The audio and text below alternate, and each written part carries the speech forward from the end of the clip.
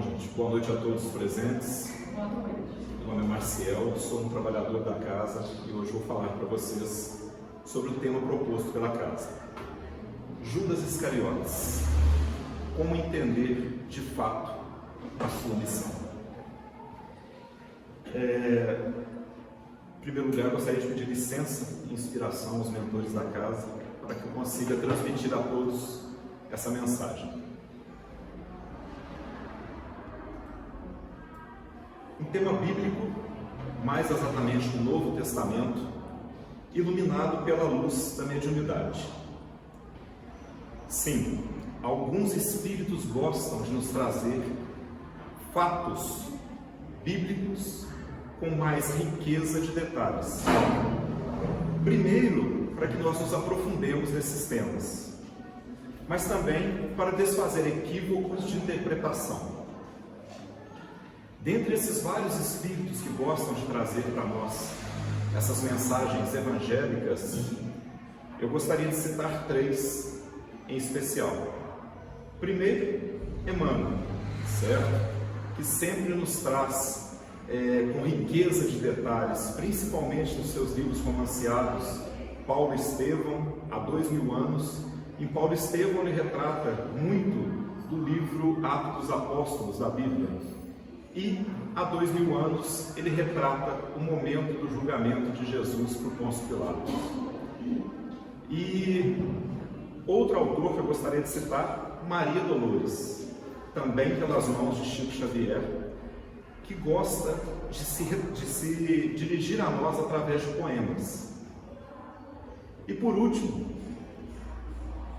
na minha concepção, o maior de todos nesse quesito, Humberto de Campos, poeta brasileiro que após seu desencarne continuou a nos trazer grandes obras da literatura, nos mostrando muito do plano espiritual.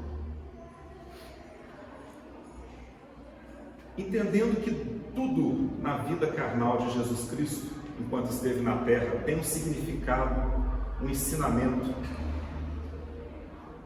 e que cada discípulo que ali estava teria sua lição particular para a humanidade, qual grande ensinamento teria Judas Iscariotes nos deixado?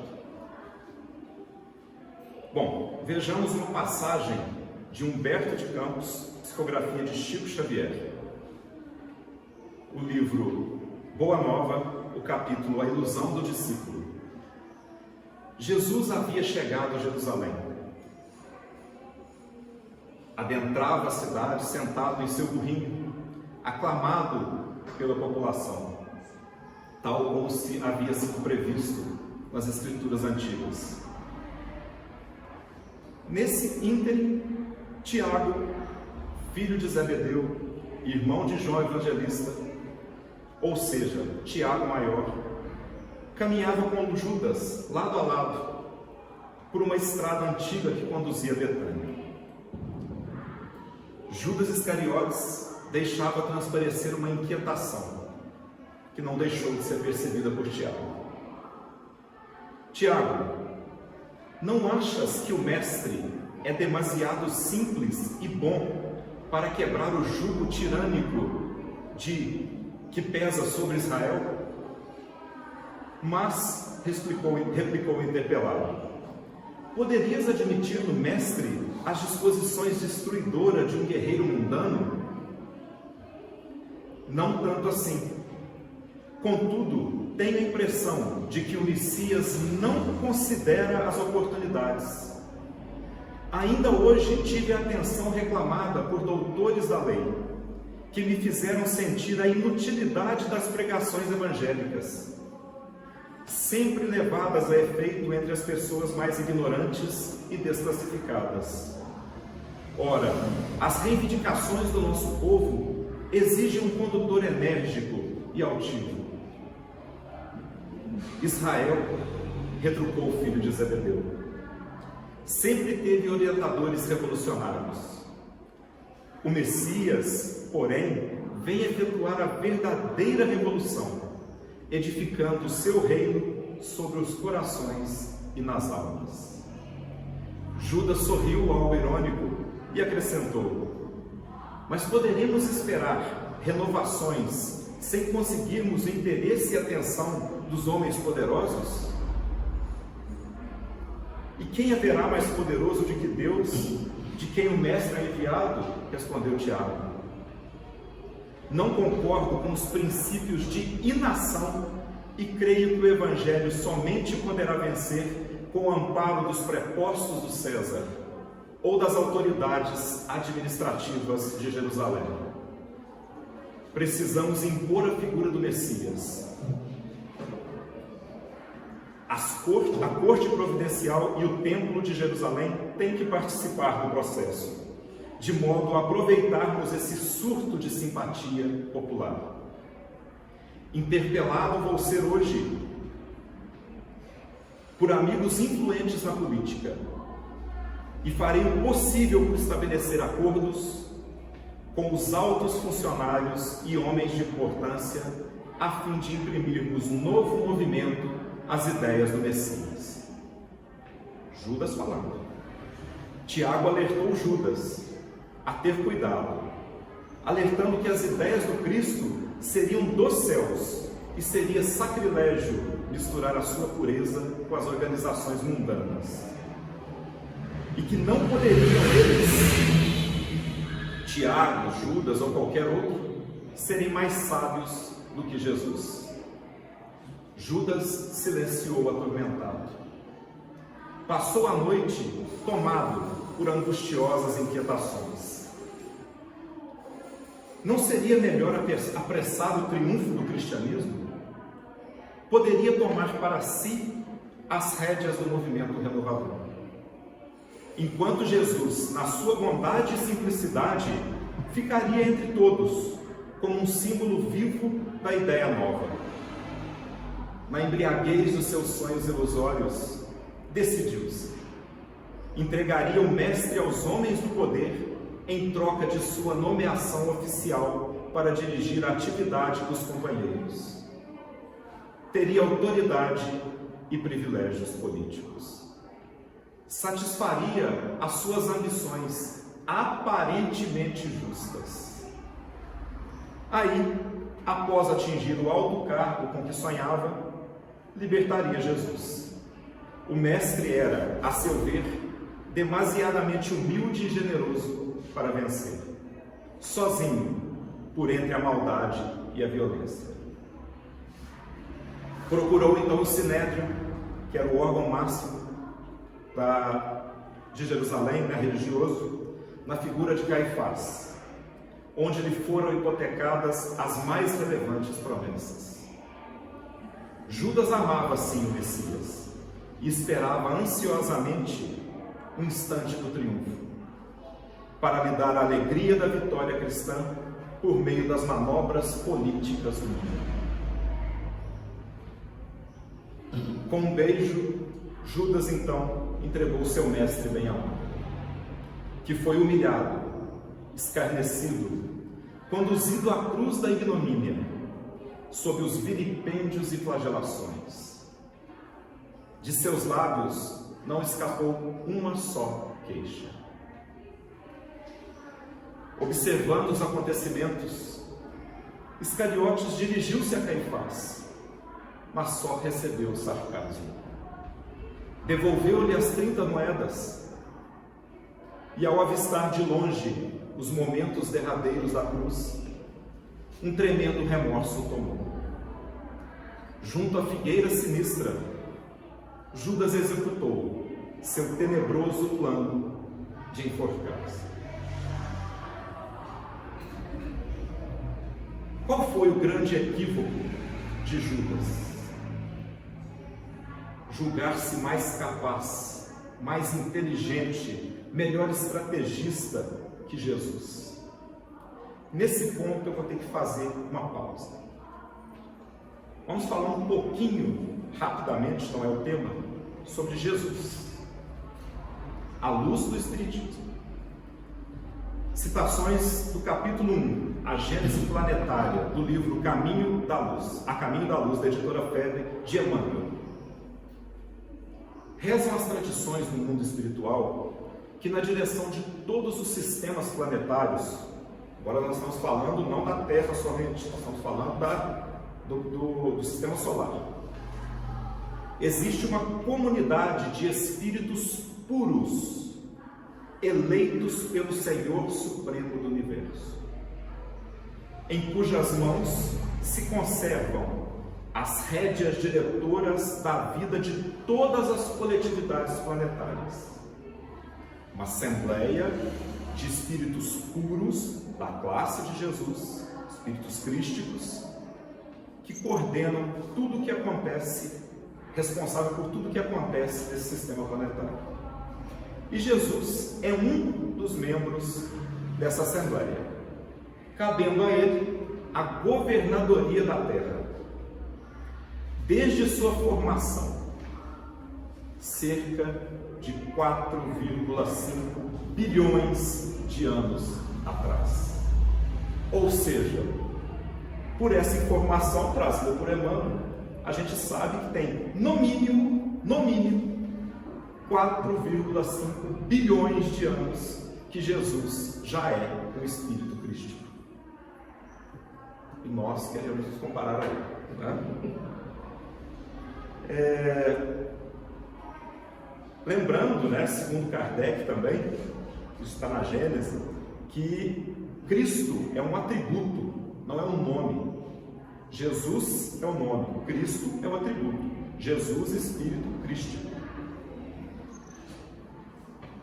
Quando esteve na Terra encarnado, ele cumpria a vontade de Deus. Falou isso várias vezes. Conforme a vontade de meu Pai. Várias passagens citam isso nos Evangelhos. Bom, esses seres, já ocupando esse último nível de evolução, pelo menos por nós conhecido, já não estão sujeitos a erros, mesmo que encarnados. Então Jesus não comete erros mais. Bom, mas Jesus escolheu seus apóstolos. Teria ele escolhido então espíritos altamente evoluídos? Quem foram os escolhidos de Jesus? Quem eram seus apóstolos? Quem estaria ao lado dele nessa gloriosa missão? Ao contrário do que supostamente acreditaríamos em nossa pequenez de raciocínio, Jesus não escolheu 12 dos seus mais evoluídos companheiros para estar com ele. Vamos lá? 10 simples pescadores, um escriba, Levi, Mateus, escreveu o Evangelho de Mateus, e um comerciante, Judas Iscariotes. Não eram perfeitos, muito pelo contrário, eram cheios de defeitos, assim como nós. Eu não estou falando nada de absurdo nisso não, dizer que os apóstolos eram imperfeitos como nós.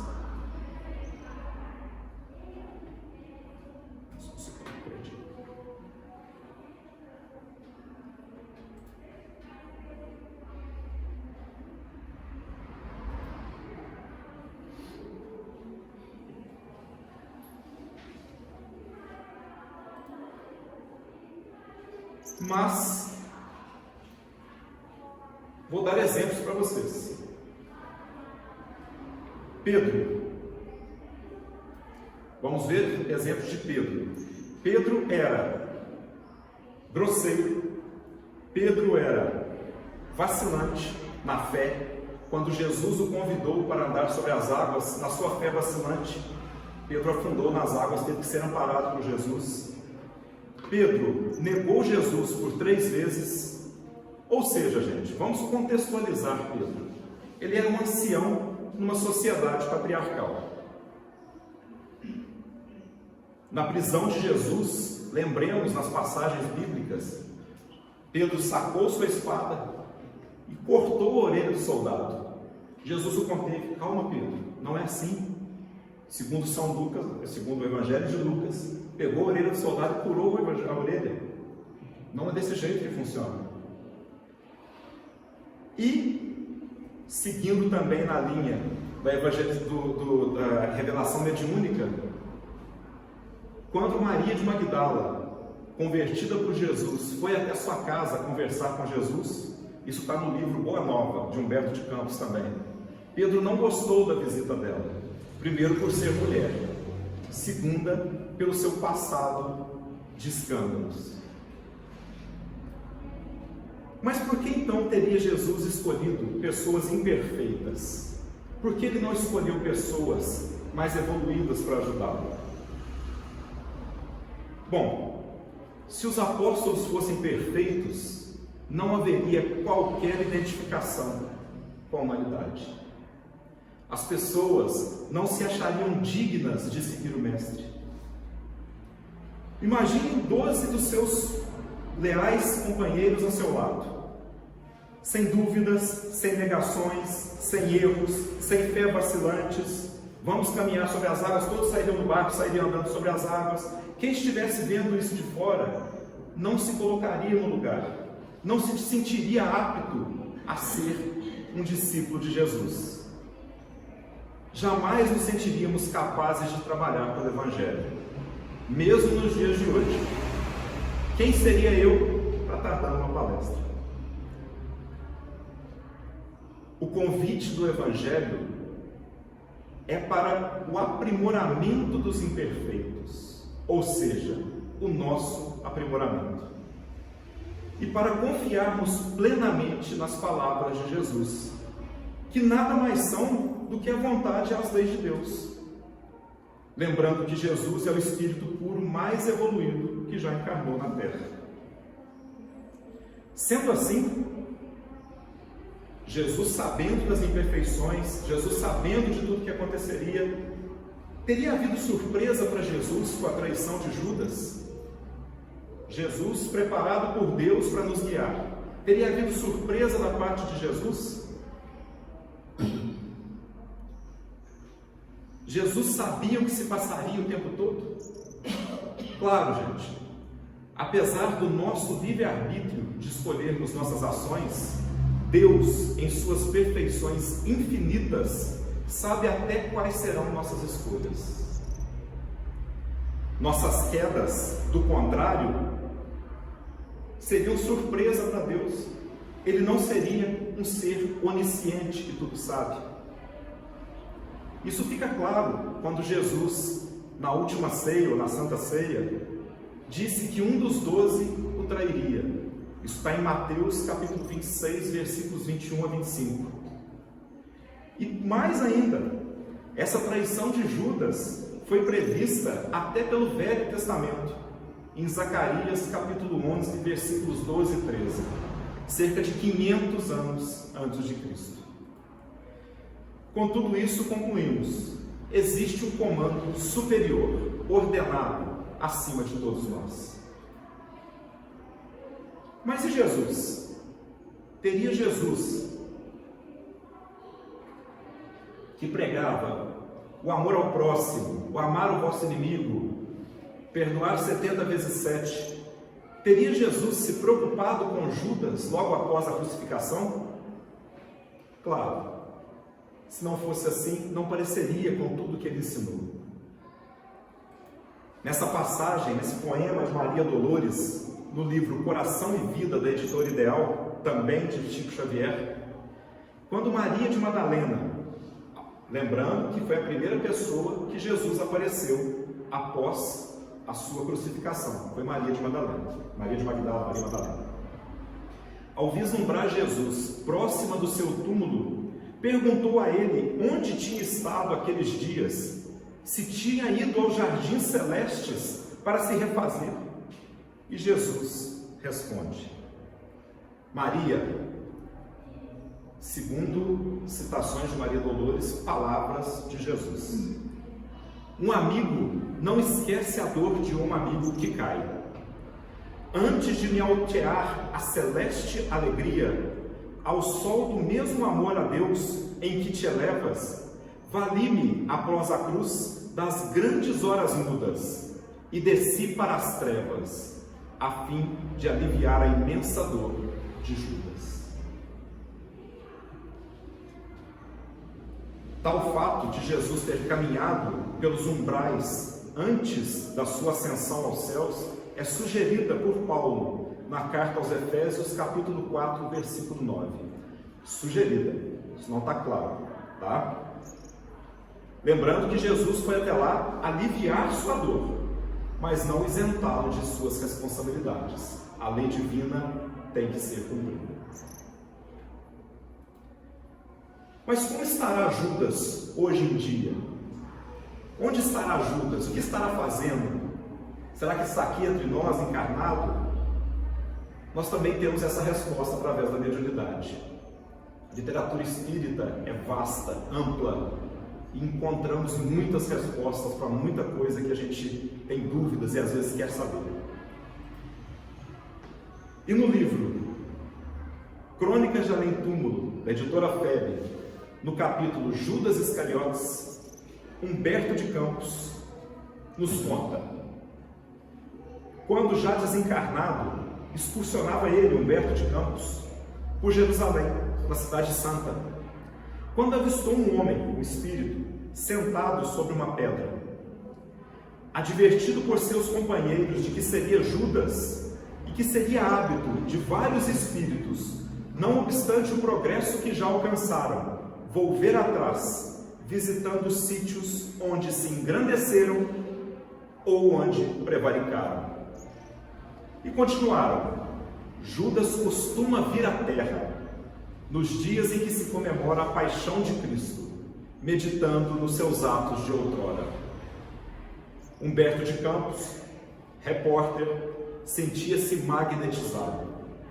Atreveu-se, chegou até ele e perguntou-lhe: o senhor é de fato Judas Iscariotes? Sim, sou Judas, respondeu, enxugando uma lágrima em sua túnica.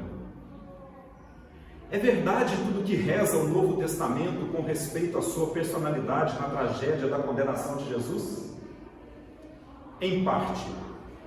Os escribas que redigiram os evangelhos não atentaram às circunstâncias e às tricas políticas que acima dos meus atos predominaram na nefanda crucificação.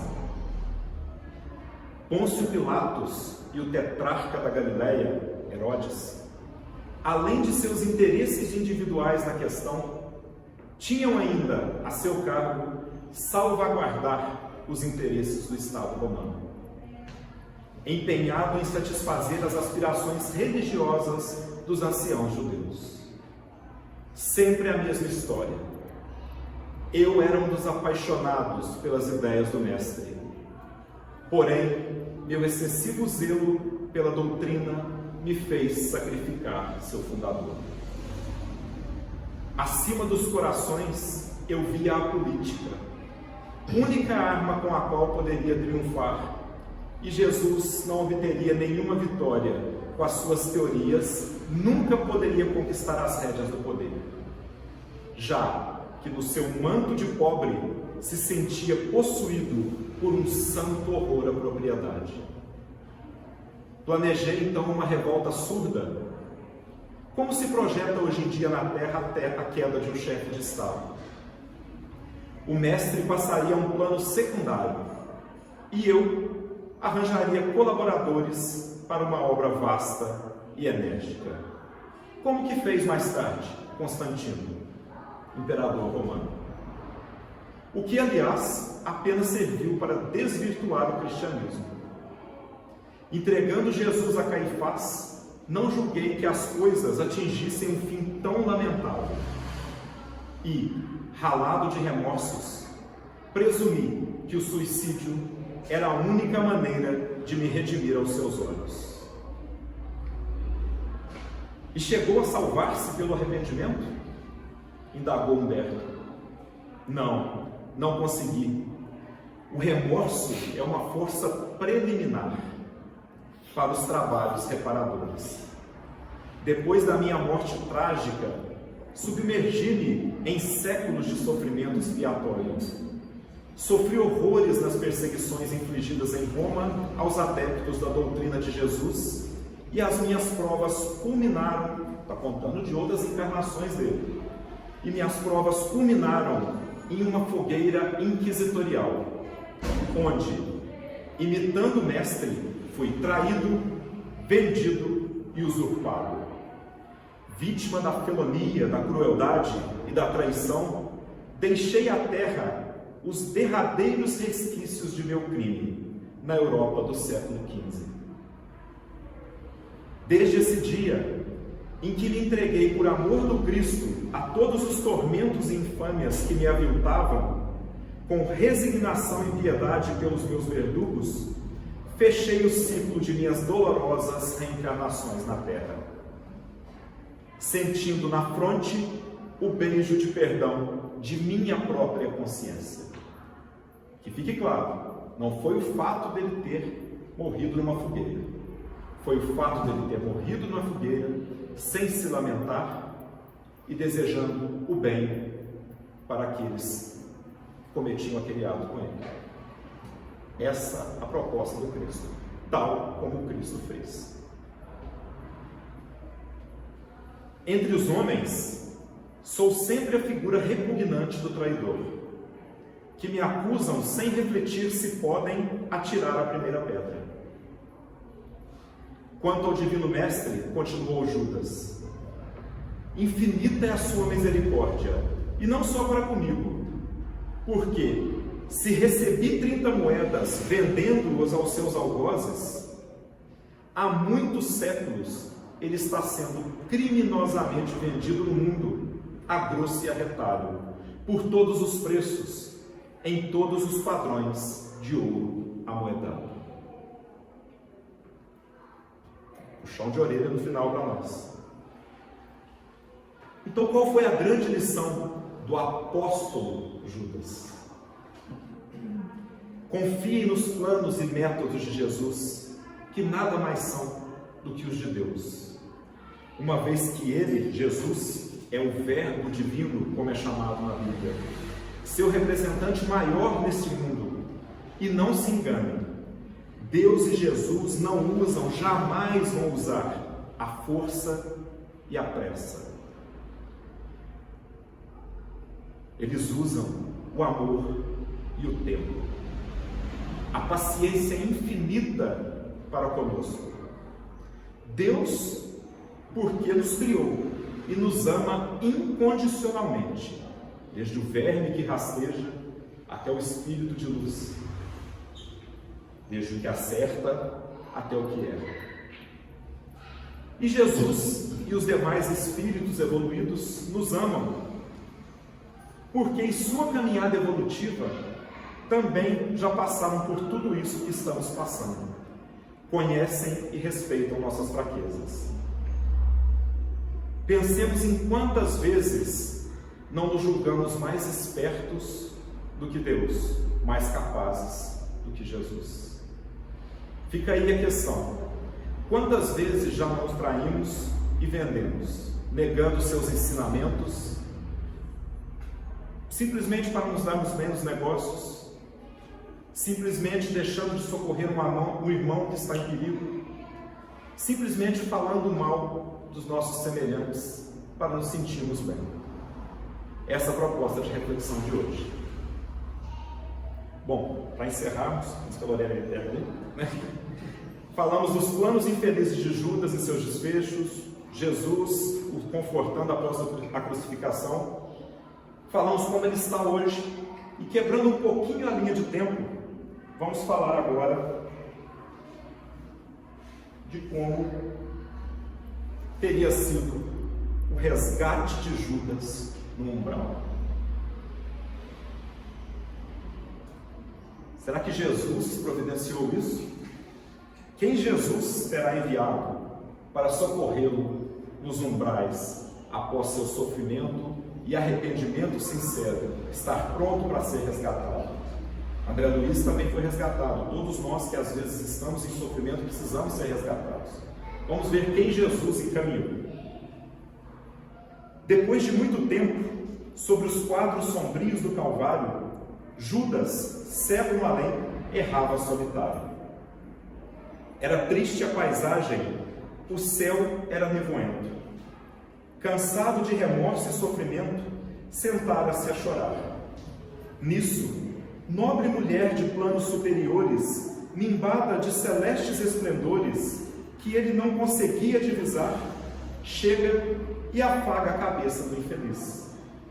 Em seguida, num tom de carinho profundo, quase que em oração, ela lhe diz: meu filho, por que choras? Acaso não sabeis? Replica o interpelado, claramente agressivo. Sou um morto e estou vivo. Matei-me e novamente estou de pé, sem consolo, sem lar, sem amor e sem fé. Não ouviste falar de Judas, o traidor? Sou eu que aniquilei a vida do Senhor. A princípio, julguei poder fazê-lo rei, mas apenas lhe impus sacrifício, martírio, sangue e cruz. E em flagelo e aflição, eis a minha vida agora se reduz. Afastai-vos de mim, deixai-me padecer nesse inferno sem fim. Nada me pergunteis, retirai-vos, Senhora, nada sabeis da mágoa que me agita. Nunca penetrareis minha dor infinita. O assunto que lastimo é unicamente meu.